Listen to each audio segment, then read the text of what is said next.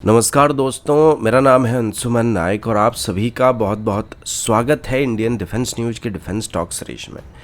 जहां पर हम रोज़ नए नए डिफेंस अपडेट्स के बारे में बात करते हैं। तो चलिए देर न करते हुए आज की वीडियो शुरू करते हैं।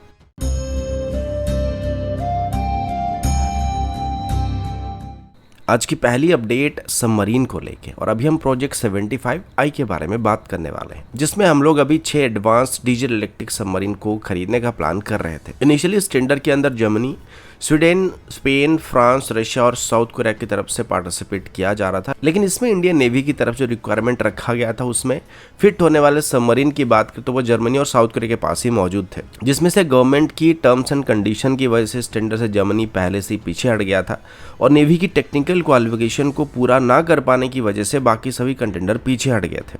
और फाइनली कुछ ही दिन पहले ही गवर्नमेंट की तरफ से इसमें जो टर्म्स एंड कंडीशन था उसको थोड़ा इजी करने का प्लान किया गया था, जिसका एक ही कारण था कि जो कंपटीटर पहले इससे बाहर जा रहे थे वो दोबारा इसमें पार्टिसिपेट करें। और एक तरीके से भारत को अभी जर्मनी को इस टेंडर में वापस लाना था, जो कि सबसे बेहतरीन एआईपी टेक्नोलॉजी के लिए जाना जाता है। अभी बताया जा रहा है कि शायद अभी जर्मनी भारत के साथ एक सबमरीन की डील को ऑफर करने की बात कर सकता है। और अभी कुछ ही हफ्ते के अंदर ही जब जर्मनी के चांसलर भारत आने वाले हैं, तब शायद जर्मनी की तरफ से भारत को फिर से अपनी सबमरीन को प्रोजेक्ट 75I के अंदर ऑफर किया जा सकता है। लेकिन जहां तक मीडिया में बताया जा रहा है उसके मुताबिक ऐसा लग रहा है कि जर्मनी यहां पर अभी प्रोजेक्ट 75I से बाहर ही रहने वाला है और बदले में वो भी सीधे तौर पर भारत को गवर्नमेंट टू गवर्नमेंट डील को ऑफर कर सकते हैं, जिसमें जर्मनी की तरफ से अपनी SWD-214 क्लास की सबमरीन को भारत को ऑफर कर सकते हैं। अब सवाल ये कि क्या अभी भारत प्रोजेक्ट 75I को कैंसिल करने वाला है और सीधे तौर पर जर्मनी के साथ एक गवर्नमेंट टू गवर्नमेंट डील को साइन करने वाला है, या फिर जो एग्जिस्टिंग टेंडर को फ्लोट किया गया था उसी को फॉलो किया जाने वाला है, जिसमें अभी साउथ कोरिया भी मौजूद है और साउथ कोरिया के सबमरीन भी नेवी की रिक्वायरमेंट में फिट हो रहे हैं, लेकिन सिंगल वेंडर सिचुएशन होने की वजह से इस टेंडर को आगे नहीं बढ़ाया जा रहा था। और अभी जिस तरीके से टर्म्स एंड कंडीशन को थोड़ा इजी किया जा रहा है, तो उसमें अगर बाकी कंपटीटर्स पार्टिसिपेट करेंगे तो उस हिसाब से हमारे पास सिंगल वेंडर सिचुएशन नहीं रहेगा, तो आगे चल के इस टेंडर को भी आगे बढ़ाया जा सकता है। और अभी इसमें फ्रांस और रशिया ऐसे देश भी पार्टिसिपेट करना चाहते हैं, तो अगर ऐसा होगा तो प्रोजेक्ट 75I को भी आगे बढ़ाया जा सकता है। लेकिन फिलहाल अभी जिस पोजीशन में हम लोग मौजूद है, यहाँ पर इस टेंडर को लेकर कोई भी कमेंट नहीं किया जा सकता है। अगला अपडेट इंडियन एयरफोर्स की तरफ से, और अभी हम इंडियन एयरफोर्स की एरियल टैंकर्स के बारे में बात करने वाले हैं। आप सभी जानते हैं कि अभी इंडियन एयरफोर्स के पास कुल मिलाकर 6 एरियल टैंकर मौजूद है, जो कि IL-78 एयरक्राफ्ट को बेस करके है। और इन एयरक्राफ्ट की बात करें तो इनका जो सर्विस अवेलेबिलिटी रहता है उसको लेके हमेशा इशू रहते हैं, जो कि मैक्सिमम 50% के आसपास ही पाया जाता है, जो कि हमारे लिए सबसे बड़ी चिंता की विषय रहता है। और अभी इसी वजह से एडिशनल एरियल टैंकर को खरीदने का प्लान किया गया था। पहले तो इनको लीज पर लेने का भी प्लान किया गया था, लेकिन अभी तक इसमें कोई खास प्रोग्रेस हमको देखने को नहीं मिल रहा है। और इसी वजह से HAL की तरफ से अभी कुछ सेकेंड हैंड B767 एयरक्राफ्ट को खरीदने के बाद उनको बाद में एरियल टैंकर में कन्वर्ट करने का प्रपोजल दिया गया था। HAL का प्लान था कि हम 6 B767 एयरक्राफ्ट को सेकेंड कंडीशन में खरीदने वाले, जो कि ज़्यादा पुराने नहीं बल्कि बस 7 से 10 साल पुराने एयरक्राफ्ट होने वाले, जिनके पास कम से कम 20 साल की सर्विस लाइफ बचा हुआ होगा। तो इनको टैंकर में कन्वर्ट करने के बाद हम आराम से 20 से 25 साल या उससे ज़्यादा समय तक भी ऑपरेट कर सकते हैं, क्योंकि कमर्शियल एयरलाइंस की तरह एयरफोर्स में इनको ज़्यादा इस्तेमाल नहीं किया जाएगा, जिससे इनका फ्लाइट आवर बचा रहेगा, तो हम इसको ज़्यादा समय तक इस्तेमाल कर पाएंगे। अभी बोइंग की तरफ से बताया जा रहा है कि वो इसमें भारत की मदद कर सकते हैं। इनिशियली बोइंग की तरफ से भारत को अपनी KC-46 पेगासस को ऑफर किया जा रहा था, जो कि एक एरियल टैंकर था, लेकिन इसकी कॉस्ट काफ़ी ज़्यादा है, तो उस वजह से भारत इसको सीधे तौर पर खरीदना नहीं चाहता है। बदले में हम सेकेंड हैंड कंडीशन में बोइंग की 767 एयरक्राफ्ट को खरीदकर इनको टैंकर में कन्वर्ट करना चाहते हैं और इनको सिर्फ टैंकर ही नहीं बल्कि हम मल्टी मिशन एयरक्राफ्ट के तौर पर ऑपरेट कर सकते हैं। और इसको लेके अभी HAL और डिफेंस मिनिस्ट्री के बीच बातचीत भी किया जा रहा है और बताया जा रहा है कि जल्दी इसको लेकर कोई प्रॉपर रोड मैप को तैयार किया जा रहा है। अगला अपडेट इंडियन एयरफोर्स की हेलीकॉप्टर फ्लीट को लेकर, और अभी हम लोग इंडियन एयरफोर्स की मेन मीडियम लिफ्ट हेलीकॉप्टर के बारे में बात करने वाले, जो कि MI-17 हेलीकॉप्टर है।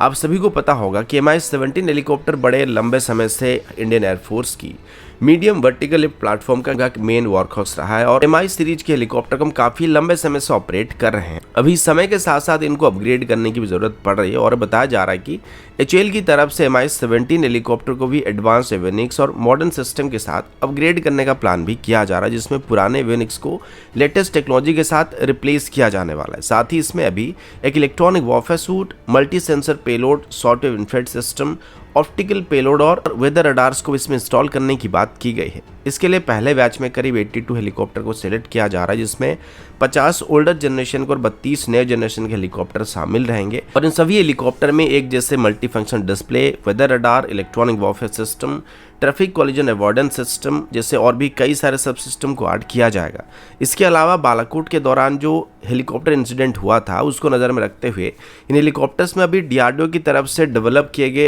FF system, radar warning receiver, missile approach warning system, chaff और फ्लेट डिस्पेंसर और इलेक्ट्रॉनिक वॉरफेयर सिस्टम को इंटीग्रेट किया जाने वाला है। और पिछले 3 से 4 सालों से इस सिस्टम को MI-17 के लिए डीआरडीओ की तरफ से डेवलप किया जा रहा था, जिनको भी फाइनली इसमें इंटीग्रेट करने का प्लान किया जा रहा है। उनको पूरी तरीके से इसमें इंटीग्रेट करने के लिए अभी हमको कम से कम 4 साल का वक्त लगने वाला है।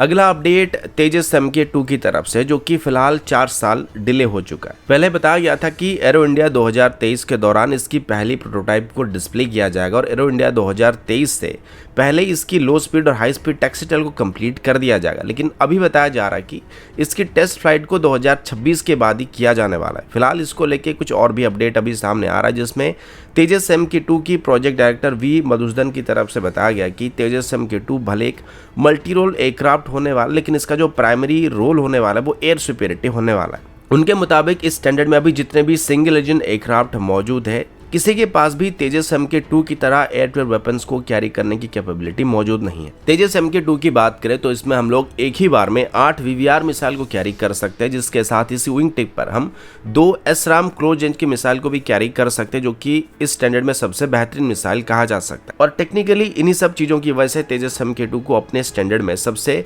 बेहतरीन एयरक्राफ्ट कहा जा सकता है, जो कि 6500 kg के आसपास पेलोड को भी कैरी कर सकता है। और